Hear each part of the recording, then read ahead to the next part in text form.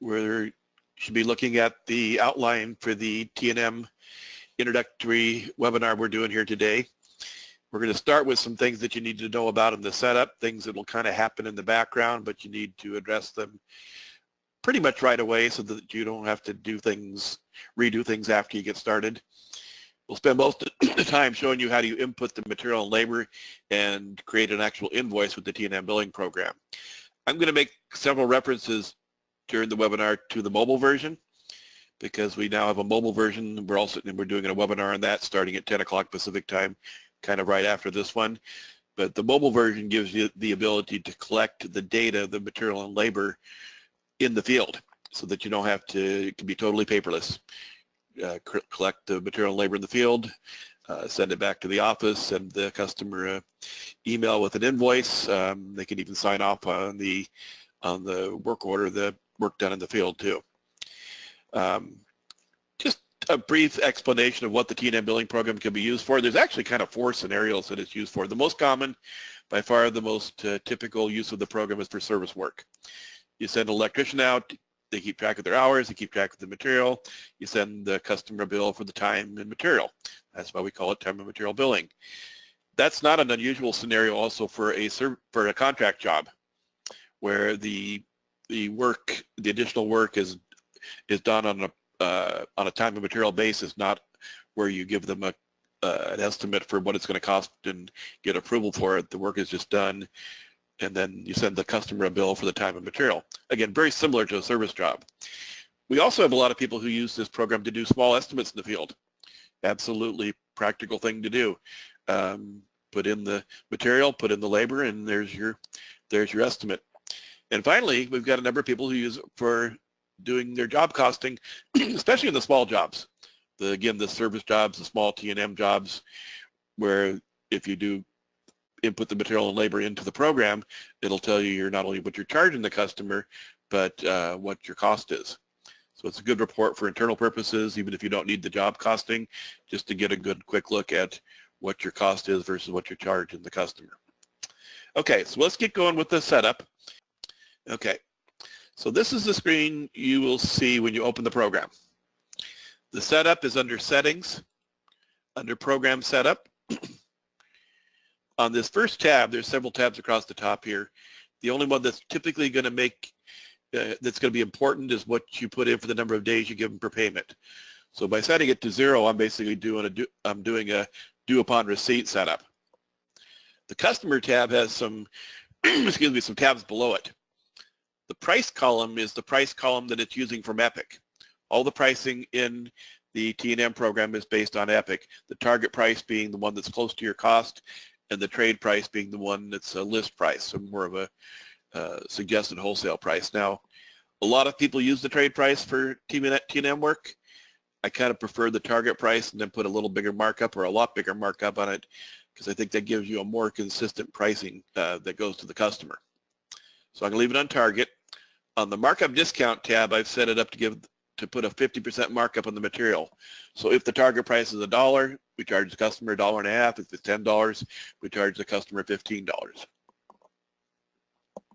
Typically, we don't need to put the markup on the other 4 categories because we're going to put actual rates in for the hourly cost of labor or the hourly rate we charge the customer, miscellaneous charges, things like equipment rentals and tools and stuff like that. So we can probably leave those at 0 for most of you. The sales tax, it comes into play when you need to charge sales tax, and it's usually on material. Now, you can apply it to any of these 5 categories because sales tax is often a unique situation, and it might be even unique you might have different situations for different customers, different types of work, but we're trying to set up a typical scenario here, and for most people, it's applying tax to just material, not to labor. We're going to skip over to terms here. So on the invoice, if you want it to print the terms in like net 10 days, or in this case, due upon receipt, that'll print at the bottom of the invoice. So now in this top row, we're going to skip all the way over to logo. So whatever you want it to print at the top of the invoice is what you fill in here on these fields in the middle. If you prefer to use a graphic, you can come up here and identify your graphic logo file. It does need to be in a bitmap format. Those files have an extension of .bmp. If you need help with that, that's something our tech support can definitely help you with.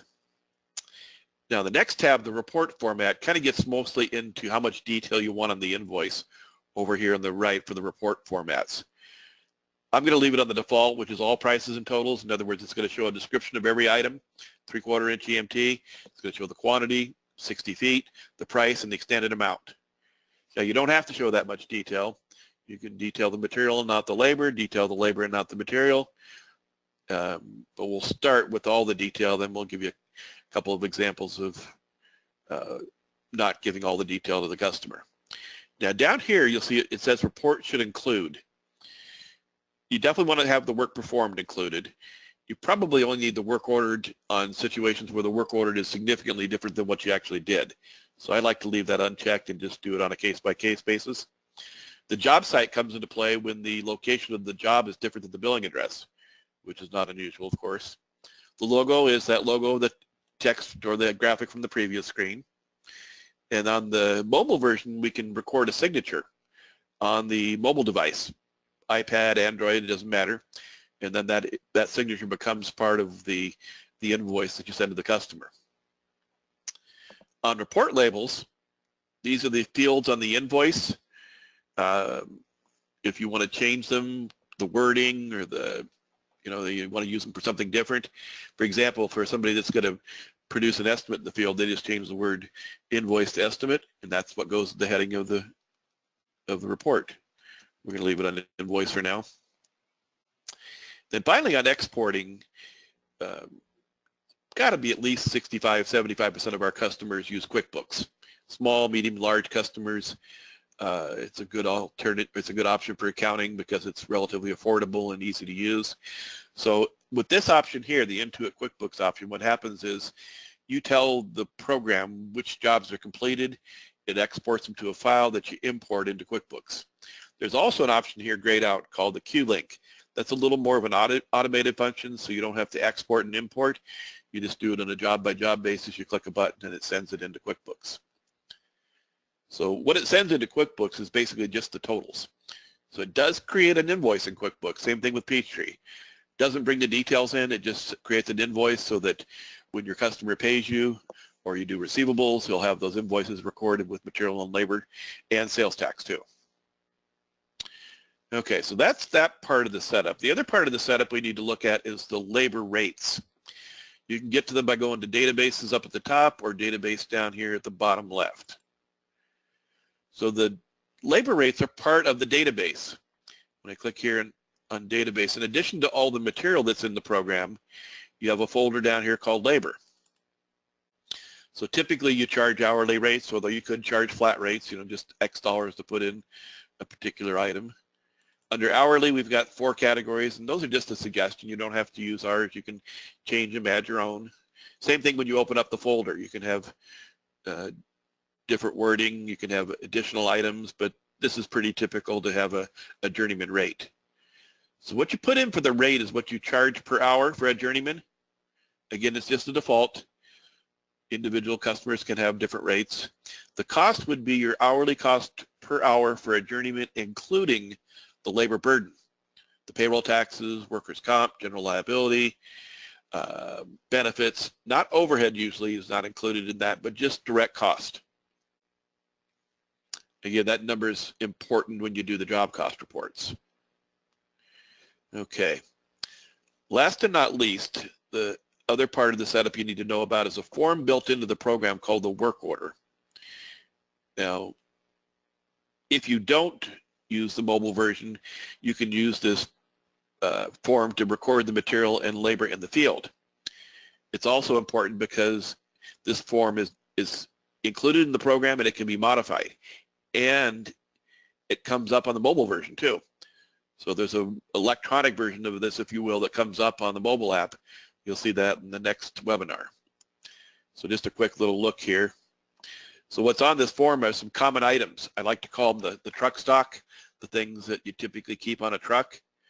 So the idea here is the electrician writes in the quantity, and the person doing the input just puts in the item number and the quantity, and it's real easy to do the input. It's even easier with the mobile version because they just put the quantity in and it's all done. But again, this form can be modified. You can add things, you can delete things. At the end of this particular webinar, I'll give you a quick example of how easy it is to add and delete items from the form. Okay, so that pretty much wraps up the setup. Okay, with the setup in place, we can go in and create an invoice. We're ready. You just go up to this heading for job file. For those of you that use the Electrical Bid Manager, kind of a similar format. You hit new job. So job needs a minimum of 2 things, and it really needs a third. I'm going to maximize this. It needs a name. We're just going to call this T&M demo. It could be service call. It could be a service upgrade. It could be kitchen remodel, conference room remodel, whatever it is. Now, the second thing we need is a customer. Now, this is the program as it comes off the shelf, so there's no customers in here yet. When I go down to the bottom left and hit select customer, it's empty. So you just hit new. Maybe a quick little detour here. You can import your customers from QuickBooks or Peachtree, or you can just add them on the fly as they come up. If you add a customer to the T&M program that isn't in QuickBooks, when you export, it'll get added to QuickBooks. So we're just going to call this the generic ABC company. So our contact name is going to be Derek, and his address is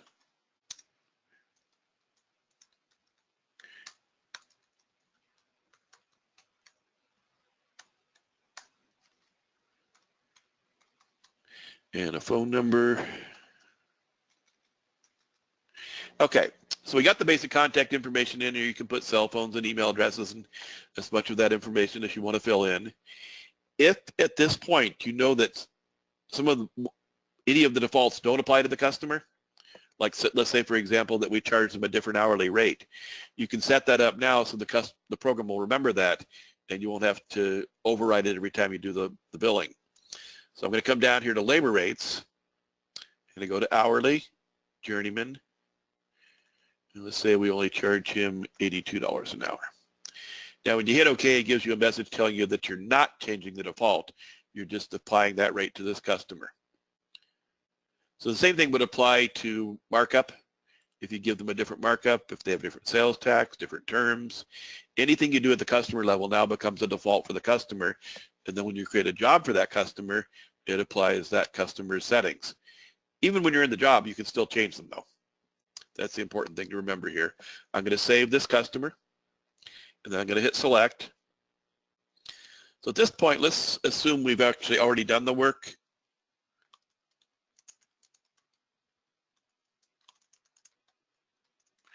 I'm going to paste what's in the work ordered to the work performed by hitting the paste button, and then I can even edit it further, and we're ready to move on. So the job has a name, it has a customer, and it has a description of what we're going to do or what we've already done or both. Then we'll hit save at the bottom. So to input the material and labor, if you have the form, you just pop back there and get the item number. So again, the person doing the input would have the form sitting next to their computer or screen. If the item number for 3/4 inch EMT is 1001, so we just type that into the first field. Just put 100 feet. Now we need the item number for 3/4 inch set screw steel connectors. Put in 10 of those. Just going to flip back to the form again. A 3/4 inch coupling is 1517. Then I'm going to look for a 3/4 inch one-hole strap a little further down, 2124. And then we'll do some number 12 THHN. Now that's on a different page. Down here in the bottom right, you'll see number 12 is 2596. So inputting from the form is super easy. You just put in the item number, put in the quantity, and move to the next item. Now, for items that aren't in that form, we've got 3 more options. Like I mentioned earlier, the T&M program has its own database. For those of you that have used the Estimating Electrical Bid Manager program, it's pretty similar in the organization and content. It's a little smaller database, but it's very similar. If we go to Item Database here, and we're looking for a stainless steel plate because it's not in the work order form, we just open up Material. You can either double-click or hit the little plus sign. Come down here to plates and covers, stainless steel. We'll do one gang, and we'll do a duplex receptacle plate. So when you've drilled all the way down to the last level and select the item, it'll prompt us for the quantity. We'll put in 5 and hit OK. Now you can also use the search function to find something here. A pull box is kind of a routine, ordinary item. I use this example in our other webinars, but it's a little bit difficult to find. The search button in the T&M desktop version is this pathway button. So you would just type in pull box. It's not case sensitive, but it does have to be spelled exactly correct to have a match. So it's going to look through the whole program and find every pathway and every place it finds the word pull box. If you're familiar with the EBM program, it's kind of a combination of the pathway and the description search. Now up here is a 4x4x4. Now you don't double click here, which might seem like the thing you should do. You hit select at the bottom, and then it prompts you for the quantity, and then you just hit OK. So let's pick one more item from the database. I think it's always a good idea to try to find it. That way you learn your way around. Let's say we're looking for a cut-in box. Those are under outlet boxes, under switch boxes, and there's a one gang steel cutting box. I'll put in 5 of those. So that's the second way to look at to put items into the invoices from the database. If it's not in the database, you can always make up a temporary item. Down here at the bottom right is add temp item. We always need a few widgets. Now, the price on a temporary item should be plugged in this way. Go to the trade price field and put in the price that you're going to mark up from. In your case, it would be the target price if you're using the target as the benchmark or the base price. So you notice that even though I put in $10 for the trade price, the target price is the same unless I apply a discount. Now, for job costing purposes, if you know that you paid less for that, you can put in the actual cost. It's still going to mark up from the target price because that's what our setup says. Mark up the target price 50%. We'll hit save and it'll prompt us for the quantity. Put in 5 widgets. Okay. Last and certainly not least is the ability to pull items out of Epic. So in a very typical T&M time material situation, you buy materials just for the job. Maybe you have them shipped to the job site, to your shop, to pick them up on the way to the job. We're always going to have an invoice and or a packing slip for those items. And worst case scenario, you've got the package that it comes in. And the packages and the invoices, the packing slips have catalog numbers. If you have a catalog number, it's a no-brainer to go in and look it up in Epic. So down here at the bottom right, I'll hit Add Epic Item. So let's say we've used some Hubble receptacles. Under the little blue folder at the top, we can go to the manufacturer lookup mode so that you can select Hubble. Come here to the little red tab for H, and then come down here to Hubble wiring devices, all the way down here. And you double click to open up that product line. Now there's 12,600 plus items if you look down here at the bottom left. I don't want to scroll through those. I'm just going to go to the lookup by catalog number on the taskbar here. And we'll type in 5362. Now, typically with catalog numbers, you don't need to type out the whole number. You know, if it's a 5362I or 5362W or 5362, any of the other letters will get there with just typing in 5362. Now to export this item, you come up to the toolbar in the top right, hit the little piece of paper with the red arrow and export it back to the job. So it fills in everything pretty much that we need. Now this is a very good opportunity to check if you have the invoice price from your wholesaler. Make sure that he didn't charge you more than the target price. For now, we're just going to hit save. I'm going to put in 5 for the quantity and hit OK. So those are the 4 ways to put material into an invoice.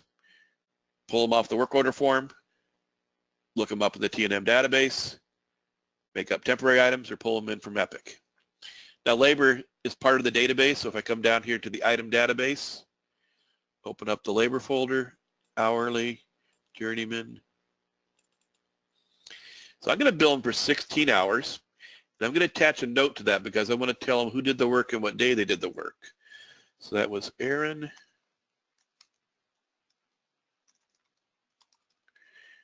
and Jim, and they did the work yesterday. And I want that note to print on the invoice. I check that box. If you don't check it, it's still saved with the job. Come back later and you need to identify who did the work. Even if you didn't print it on the invoice, you still have it in the job. We'll just hit OK. Again, you can bill them for things like a service call. You can bill them for tools. You can bill them for, you can issue a credit if you need to. But we're ready to look at this invoice. I'm going to hit the close button up here and hit the print button at the bottom left. And we're going to preview. And there's our invoice. There's the work performed that we type in. Now this field can grow up to about 20 lines of text if it needs to. So it's a good place to put details. Here's your material, here's your labor, there's your note, there's your service charge, and there's our total down there at the bottom. So that's with what we call all prices and totals. If you don't want that much detail, this little red door here will let, when you say yes, we'll bring you back to the screen where you can change the report format. So the next less level of details would be totals with item quantities only. We'll preview that.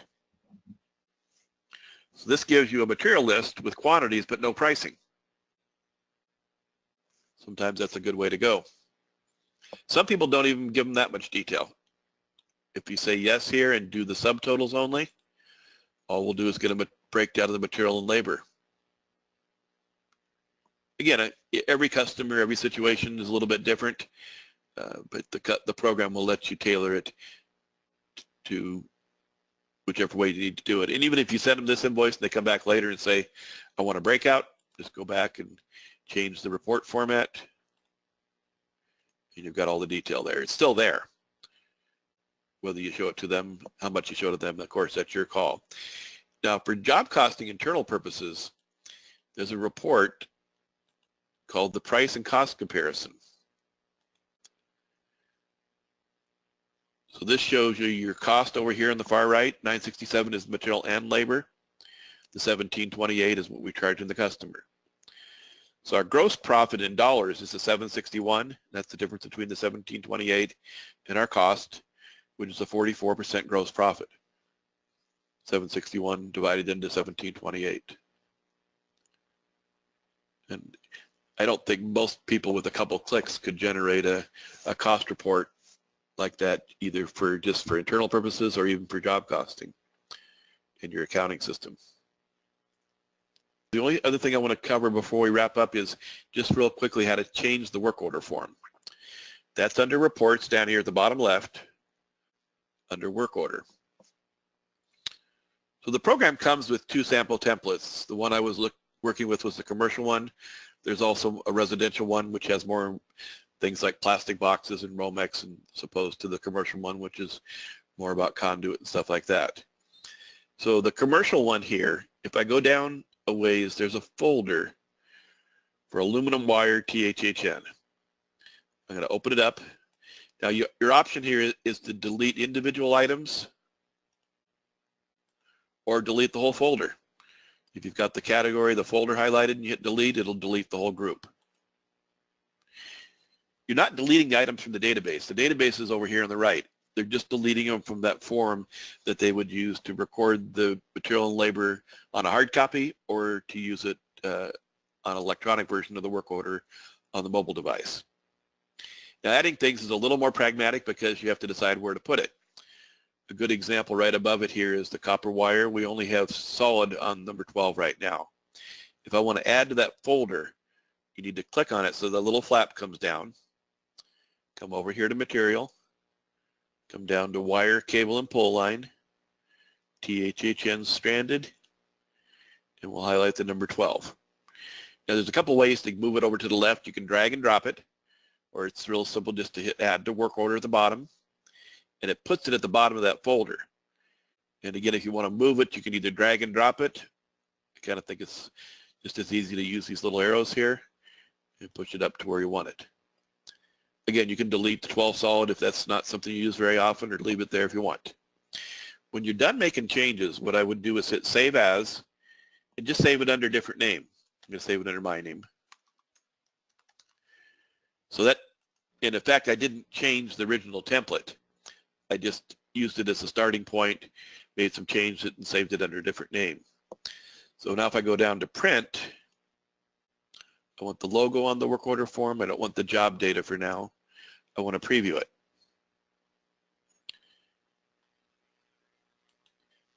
So we didn't change anything on the first 3 pages, but if you go down, it was on the previous page, go back a page. So on the 3rd page, you'll see over here on the bottom right where we added the 12-stranded, and there was a category right above it, below it, for the aluminum THHM wire, which we took out altogether. Super easy to change those.